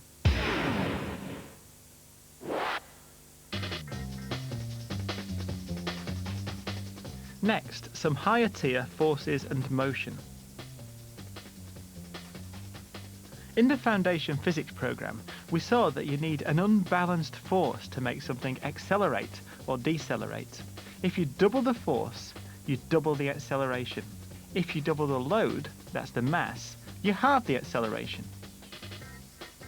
A mathematical way of saying that is that the acceleration, A, is proportional to the force, F, but inversely proportional to the mass, m.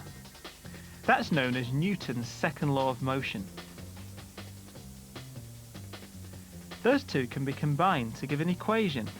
Acceleration, A, equals F divided by m, or the way it's most often written, F equals ma. Force equals mass times acceleration.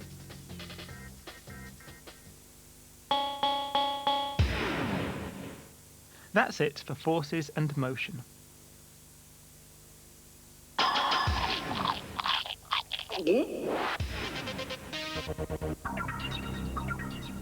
This section is about waves, and the waves we're going to look at are seismic waves.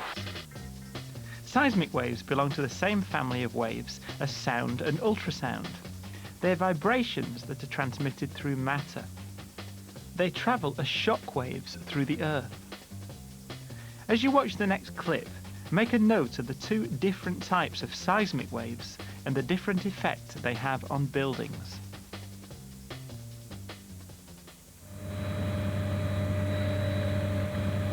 San Francisco is on the west coast of the United States.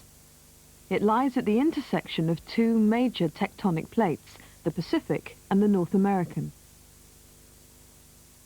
This is the San Andreas Fault, where there's a constant threat of a major earthquake.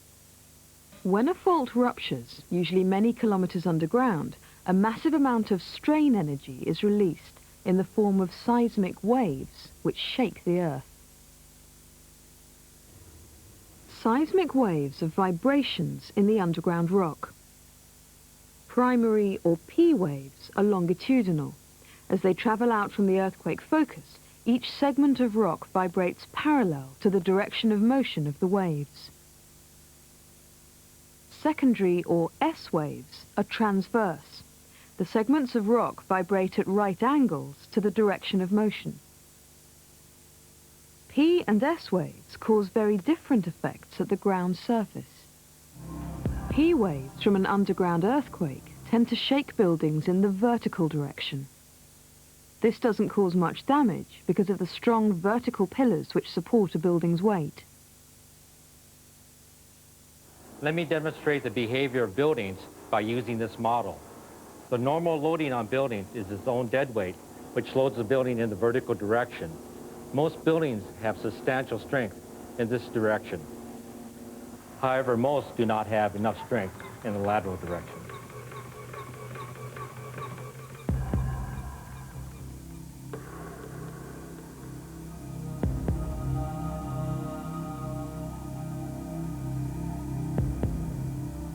S waves tend to shake buildings horizontally. Transverse waves like these cause most of the damage during an earthquake. Horizontal input at the base of the structure, such as that caused by S waves, can greatly amplify the motion at the top of the structure. Buildings can be made more rigid to withstand horizontal stresses. This is done using cross-bracing or by fitting a so-called shear wall.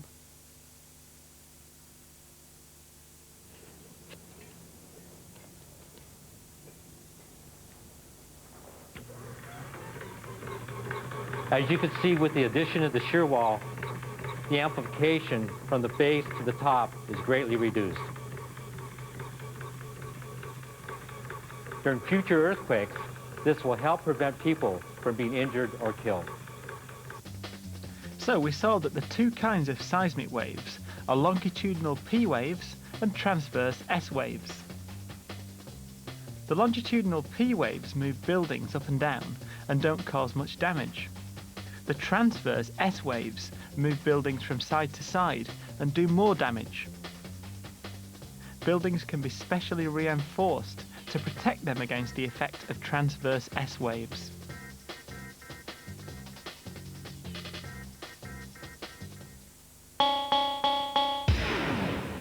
That's the end of the section on seismic waves.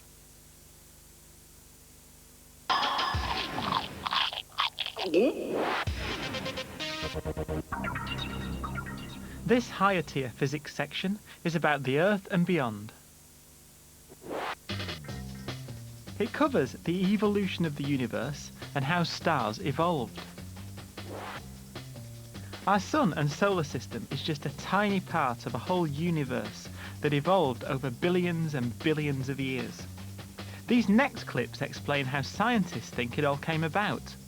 As you watch, make a note of the key stages in the evolution of the universe.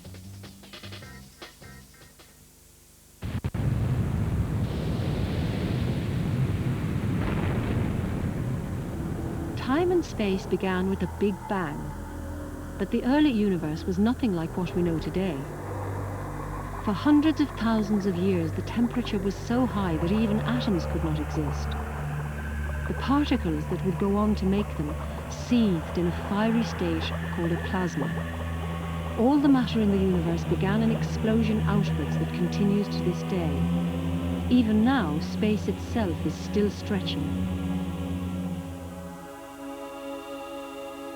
Eventually, the universe cooled down to a few thousand Celsius. Atoms began to form, and virtually all the universe existed as a gas, hydrogen. But the Big Bang was uneven, and in places gravity began pulling the gas together. Over the next billion years, so much hydrogen gathered in some regions that conditions were right for a nuclear reaction, and the first stars began to shine. The first giant stars only lasted a few million years before they exploded, seeding space with dust. This real picture shows the Eagle Nebula. It's a gigantic cloud of cosmic dust. It is lit from behind by the light from hot stars.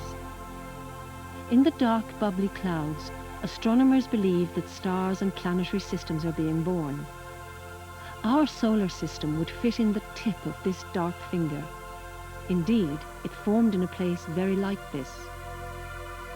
Over billions of years, gravity pulled the dust together in a spinning disk around the early sun. Lighter materials spun off to the edge and went on to form the giant gassy planets. Nearer the center, the rocky worlds like Earth took shape. Because it formed by recycling the ashes of earlier stars, everything in the solar system is second-hand. Our sun, our Earth, even our own bodies are made from the dust of dying stars. In time, Like all stars, our sun will also run out of nuclear fuel. It will swell up and engulf the inner planets, possibly including Earth. More massive stars explode to be recycled once again, but our star will end its life as a tiny, dark ball of ash. That's the end of the section about the Earth and beyond.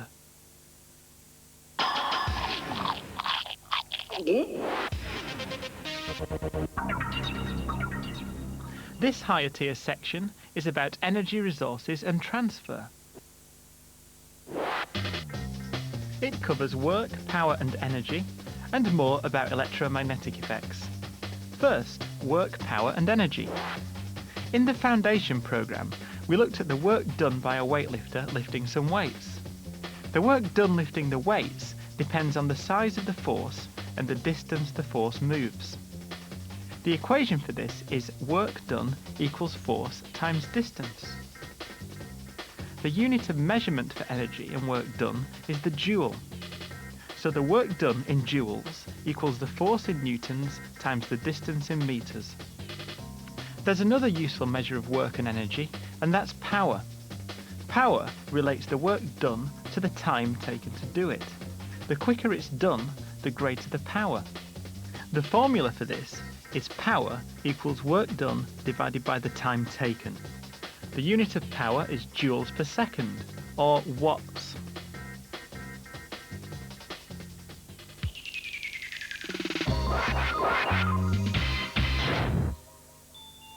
If our weightlifter lifts a mass of 50 kilograms 2 meters off the ground in 4 seconds, what is the work done or energy transferred by the weight, and what is the power input?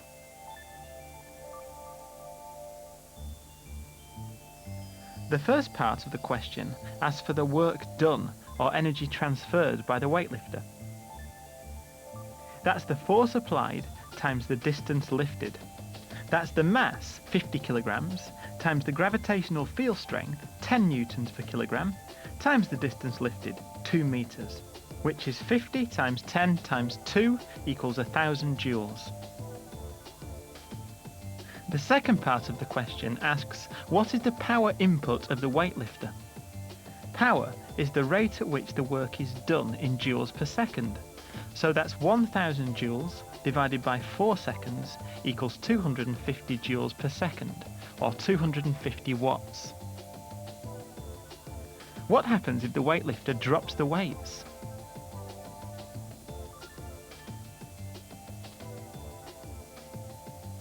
The weights fall to the ground, losing potential energy and gaining kinetic energy as they fall.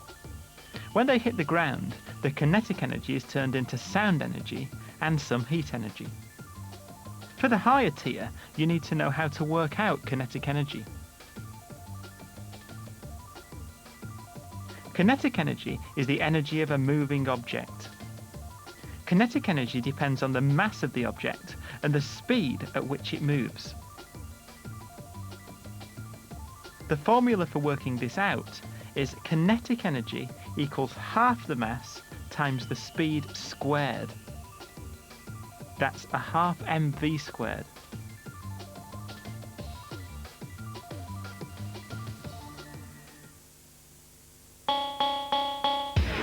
That's the end of the higher tier section on work, power and energy.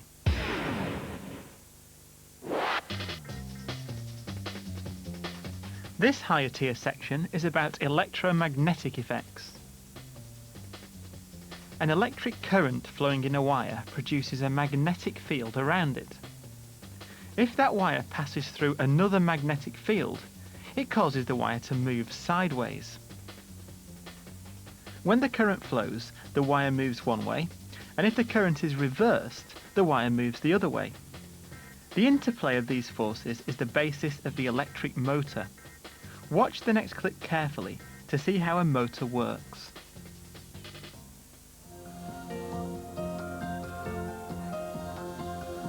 Inside, it's clear there's a coil of wire. Here's how it works. Built into the case of the motor is a magnet. Right in the middle is the coil of wire. It's free to rotate. And through these sliding contacts, it's connected to a battery. Current from the battery turns the coil into an electromagnet. The electromagnet's south pole is attracted towards the north pole of the magnet in the motor casing. So the coil turns round to bring them closer together. If nothing else happened, that would be the end of the story. The coil would just sit still, not going round. But just at the right moment, the sliding contacts flip the direction of the current. So the magnetic field in the coil flips too. Now the coil's south pole is next to the south pole of the motor. Similar poles repel each other, so the coil is pushed away and it keeps on turning. Half a turn later, the contacts flip the current again, so the cycle repeats. The coil never quite gets to where it wants to be, and it will keep on spinning until the battery runs out. The interplay of the magnetic field in the wire loop and the magnetic field between the poles causes the wire to move. Reversing the current flow at the right moment causes the loop to rotate. A coil with more turns increases the magnetic effect. The force on the wire can also be made greater by using a bigger current or stronger magnets. In a DC motor, the current in the coil is reversed by using a split ring commutator. In an AC motor, the alternating current reverses the flow automatically. Now, we saw how a wire with a current flowing in it moves sideways in a magnetic field. Can the opposite be true? Will moving a wire sideways through a magnetic field create a current in the wire? Watch the next clip and see what happens. If you'd like to hold the wire, well, I get the magnet, that's right. Now, if you move that wire past the magnet, now you should see a needle moving, can you? Yes, yeah? And that's current being generated in the wire. That's right, yeah. Now, it also works if you move the magnet past the wire. Right. So it doesn't matter which is moving, one or the other, provided it's moving, you get electricity. So the reverse is true. Moving a wire sideways through a magnetic field does create a current in the wire. This is called electromagnetic induction. Moving the magnet past a wire produces the same effect. It's the movement that creates the current. Reversing the movement reverses the current. Let's see what happens with a coil of wire. We know that a current flowing in a coil of wire creates a magnetic field in the coil. Will moving a magnet through the coil create a current in the wire? Watch the next clip and see what happens. The children have connected this coil of wire to a meter. When a magnet moves in or out of the coil, a tiny current starts flowing. Electricity is induced. But it's a tiny current, and it stops as soon as the magnet stops moving. They found that a coil with more turns made more current.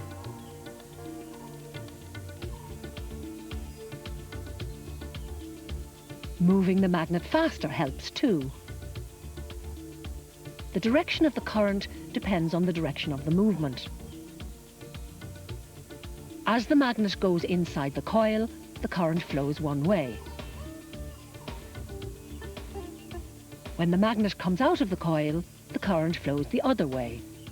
The current flows in alternate directions, so it's called alternating current. It turns out that it doesn't matter if it's the magnet that moves or the coil. So, a magnet moving through the coil does create a current in the wire.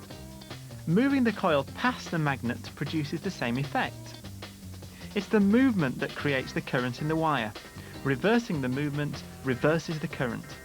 The current is made bigger by having more turns in the coil, by moving the magnet more quickly, or by using a stronger magnet. A generator uses the rotating movement of a coil through a magnetic field to produce a current. This is what the people used in the village in Sri Lanka. Lionel is an electrician who's helped many villages to generate their own power. He fixed them up with a turbine, a kind of high-tech water wheel. When water from the tank hits these blades, it will turn the generator very fast. The generator works by spinning a coil inside a powerful magnet. The coil spins round because it's attached to the water turbine. The spinning coil cuts through the magnetic field. That's what induces a current. And so long as it keeps turning, electricity will keep coming out through sliding contacts on the end of the coil.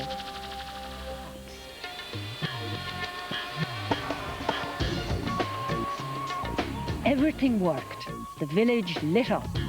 Another corner of the world lights up for the very first time. Although their generator looks similar to a motor, don't confuse the different ways the two devices work. An electric generator does the opposite of an electric motor.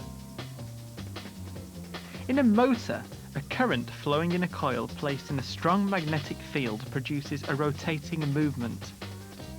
In a generator, rotating a coil in a strong magnetic field produces a current. One more useful electromagnetic device is a transformer. Transformers need alternating current to work. An alternating input current flowing in the primary coil creates a changing magnetic field in the soft iron core.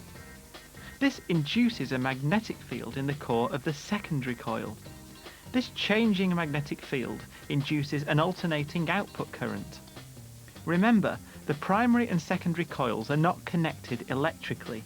The link between them is the magnetic field that goes through the iron core of both coils. The main use of a transformer is to change the voltage of an AC supply. If there are more turns in the secondary coil than there are in the primary coil, the voltage coming out of the transformer is more than that going in, a step-up transformer. If there are fewer turns in the secondary coil, the voltage coming out of the transformer is less than that going in, a step-down transformer.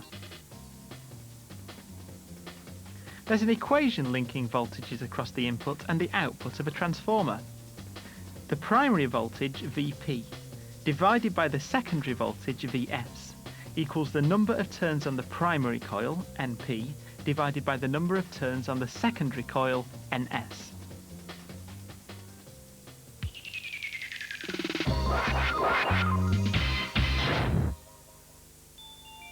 The bulb in a table lamp operates at 20 volts. The lamp uses a transformer so it can be plugged into the 240 volt main supply. The transformer has 300 turns of wire on its primary coil. Calculate the number of turns in the secondary coil.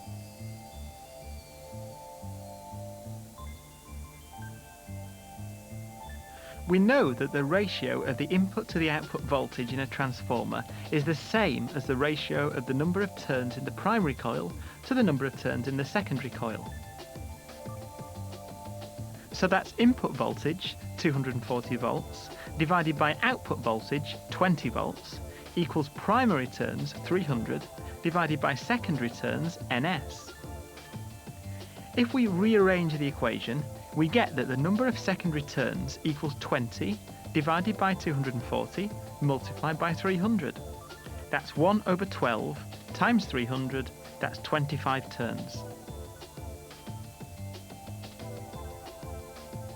On a large scale, power stations use many electromagnetic effects.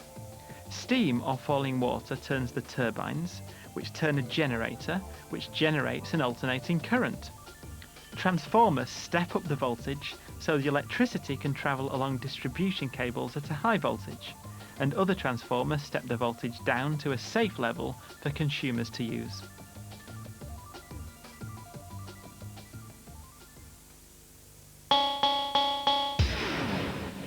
That's the end of the higher tier section on energy resources and transfers.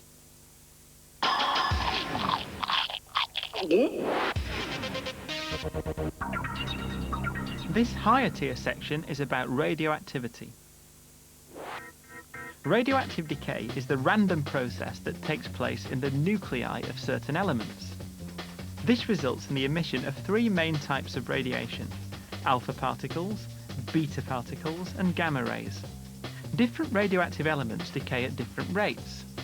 This fact can be exploited when using radioactive materials safely in hospitals. The hospital can use these radioactive materials safely because they don't stay strongly radioactive for long. The technetium injection will only produce strong radiation for a few hours, just long enough to do the bone scan. But the molybdenum generator which made it will last for about a week, long enough to make lots of injections. If I'd been holding this amount of molybdenum perhaps 6 months ago, it would have been extremely dangerous for me. However, in that 6 months, it's decayed away and I can safely hold it.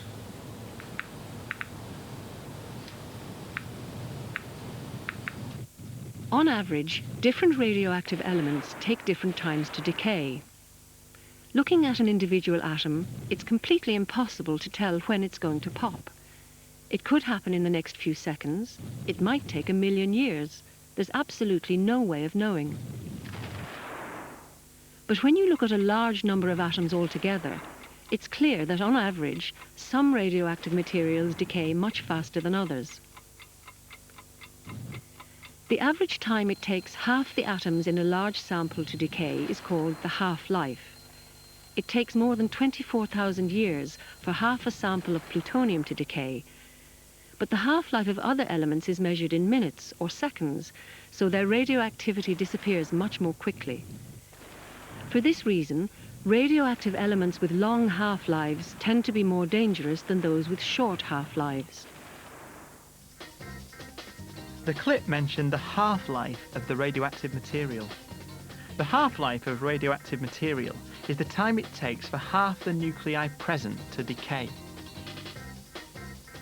The half-life of technetium is 6 hours, so after 6 hours, half the nuclei have decayed.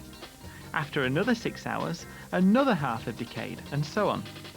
Radioactive materials have half-lives ranging from a few seconds to millions of years.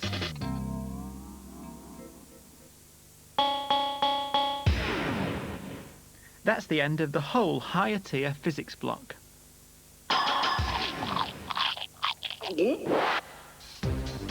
That's the end of the higher tier science programme.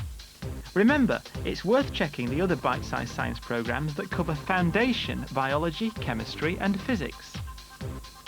And don't forget, there's also the GCSE bite-sized books and the GCSE bite-sized website at www.bbc.co.uk/revision, where there's an interactive online science test, so you can check what you know.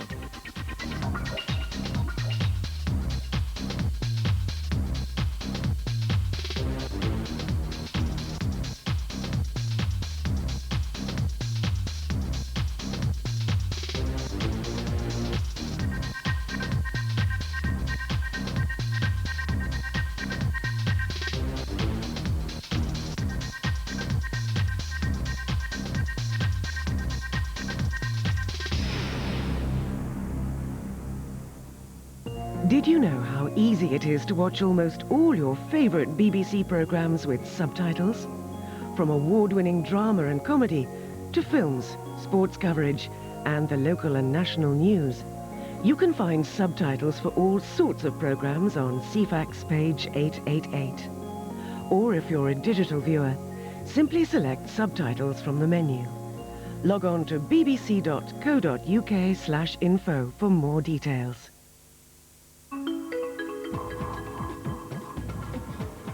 Hello, good morning. It's Friday, this is BBC Two, and it's time to get the day started with CBeebies.